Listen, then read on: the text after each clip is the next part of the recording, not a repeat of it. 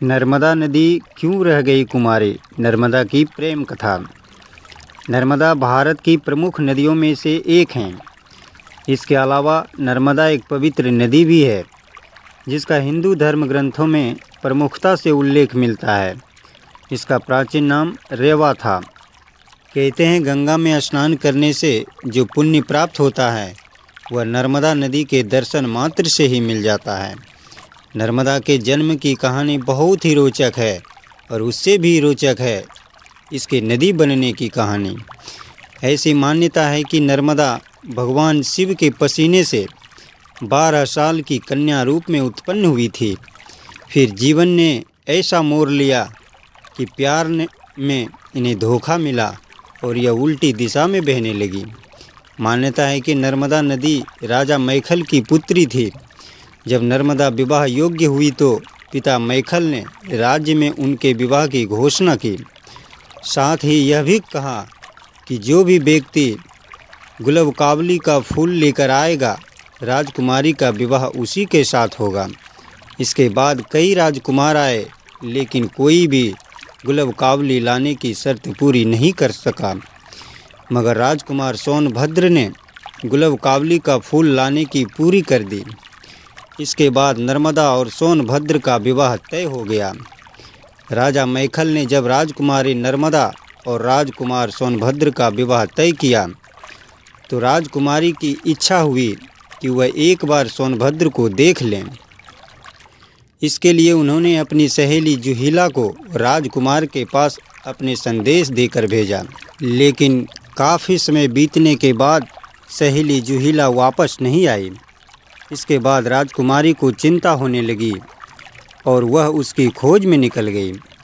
खोज करते हुए वह सोनभद्र के पास पहुंची और वहां जुहिला को उनके साथ देखा। यह देखकर उन्हें अत्यंत गुस्सा आया। इसके बाद ही उन्होंने आजीवन कुमारी रहने का प्रण ले लिया और उल्टी दिशा यानी पूर्व से पश्चिम की ओर में चल पड़ी। नर्मदा ने किसी ऐसे असहनीय क्षण में निर्णय लिया कि ऐसे धोखेबाज के साथ से अच्छा है इसे छोड़कर चल देना। कहते हैं तभी से नर्मदा ने अपनी दिशा बदल ली। सोनभद्र और जुहिला ने नर्मदा को जाते देखा। सोनभद्र को दुख हुआ। बचपन की सखी उसे छोड़कर जा रही थी। उसने पुकारा, नर्मदा रुक जाओ, लौट आओ नर्मदा।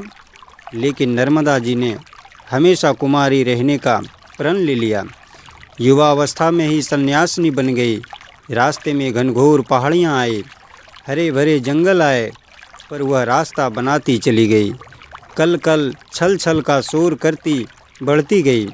कहते हैं आज भी नर्मदा की परिक्रमा में कहीं कहीं नर्मदा का करुण विलाप सुनाई पड़ता है।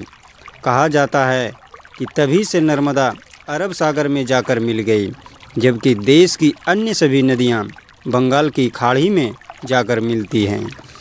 मत्स्य पुराण में नर्मदा की महिमा इस तरह वर्णित हैं कि कनखल क्षेत्र में गंगा पवित्र है और कुरुक्षेत्र में सरस्वती, परंतु गांव हो चाहे वन नर्मदा सर्वत्र पवित्र हैं।